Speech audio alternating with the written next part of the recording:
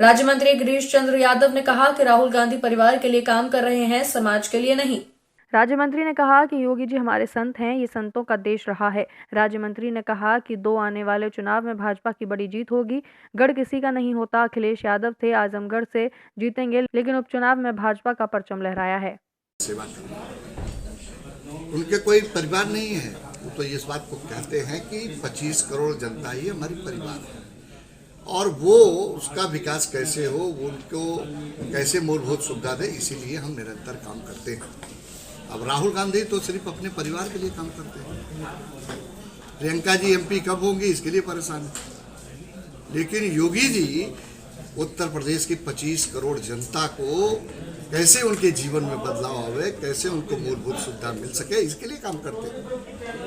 राहुल गांधी को जितना ये कहा जाए, इस संत के रूप में उनको देखना चाहिए और उनके समर्पण भाव को देखना चाहिए, सेवा भाव को देखना चाहिए, तब उनको कोई वक्तव्य देना चाहिए। तो वो तो बता दिया आपको, परिवार के लिए सिर्फ काम कर रहे हैं, देश के लिए नहीं काम कर रहे हैं, समाज के लिए नहीं काम कर रहे हैं। आपको जिम्मेदारी दी गई है, अम्बेडकर नगर को पढ़ा दिया गया, विकास तो कैसे देंगे? निश्चित रूप से हमारा प्रयास होगा कि विकास की गति को तीव्रता से आगे बढ़ाएंगे। जो हमारी जन कल्याणकारी योजनाएं हैं प्रदेश की, देश की, वो जनता के धरातल पर जाएंगे। हम आने वाले दिनों में यहाँ चौपाल भी लगाएंगे, गांव-गांव भी जाएंगे, और जो हमारी योजनाएं हैं जो चल रही हैं, डेवलपमेंट की चल रही हैं, उनका स्थलीय निरीक्षण भी सर, एक बड़ा सवाल है, उनको मूर्त रूप देने का प्रयास करें। सर एक बड़ा सवाल है सर, रेपो रेट बढ़ा दिया गया है, और जबकि सर बजट, सर पेंशन में सर बजट उसको कम कर दिया गया है। ऐसा कुछ नहीं है, आपको गलत फहमी है कि देखिए, यही विपक्ष के लोग इसी बात को कहते हैं कि साहब महंगाई बहुत बढ़ गई, कहते हैं, और सब लोग पढ़ लेते हैं महंगाई। दुनिया के देशों में तुलना करिए, आपके पास मोबाइल है, गूगल पर सर्च करके देखिए तो सबसे कम महंगाई भारत में है। अभी आपने 3-4 दिन पहले देखा, 2 दिन या 3 दिन पहले पाकिस्तान में पेट्रोल का दाम कितना बढ़ा, 22 रुपया एक बार में बढ़ गया था। बढ़ा कि नहीं बढ़ा? तो आप कंपैरिजन करिए, तब आपको लगेगा कि हिंदुस्तान में क्या हो रहा है। और मैं इतना आपको विश्वास दिलाता हूँ कि भारतीय जनता पार्टी की सरकार जो है तो एक वैचारिक विचारधारा के लिए काम है। पंडित दीनदयाल उपाध्याय जी का जो एकात्म मानववाद का दर्शन था, जो संकल्प था, जो सपना था, उसको हम साकार कर रहे हैं। उनका यही था संकल्प था, अंतिम पावदान पर जो व्यक्ति खड़ा उसके जीवन में बदलाव हो, उस दिशा में हमारी सरकार। बड़ी जिम्मेदारियां आने वाले 2 चुनाव, निकाय चुनाव और 2024, कैसे तैयारी चलेगी? निश्चित रूप से दोनों चुनाव में हम देश के 100 साल जब स्वतंत्रता पूरी होगी उसको ध्यान में रखकर इस बजट प्रस्तुत किया।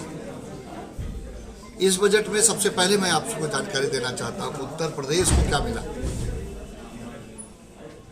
इस बजट में उत्तर प्रदेश का जो अंश है, जो भागीदारी है, 1,83,000 करोड़ रुपए का उत्तर प्रदेश का उसमें अंश है, भागीदारी मिलेगा हमको। और जो नर्सिंग कॉलेज 157 खुलने देश भर में, उसमें से 28 नर्सिंग कॉलेज उत्तर प्रदेश को मिलेंगे। उत्तर प्रदेश के 15 करोड़ अन्नदाताओं को निःशुल्क अनाज देने की व्यवस्था है।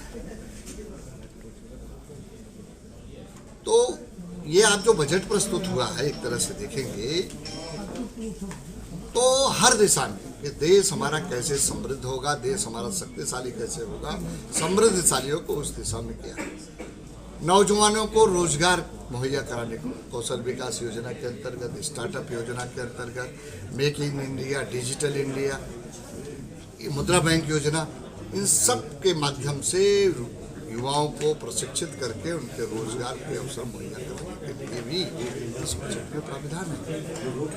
इस बजट से युवाओं को रोजगार के अवसर, हमारी वाह सुरक्षा, आंतरिक सुरक्षा के लिए